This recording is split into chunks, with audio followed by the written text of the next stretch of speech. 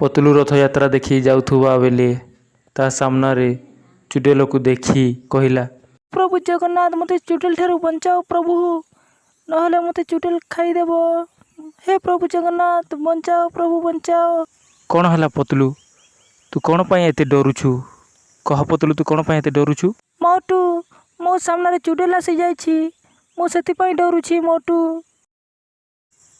ପତଲୁ ତୁ ଡରନା, ମୁଁ ଆସିଯାଇଛି।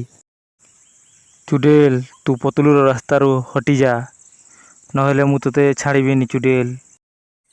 ମୋଟୁ ତୁ ମୋତେ କିଛି କରନା ମୋଟୁ, ମୁଁ ଆଉ ପତଲୁ ସାମ୍ନାକୁ ଆସିବିନି ମୋଟୁ, ତୁ ମୋତେ କିଛି କରନା, ମୁଁ ଯାଉଛି।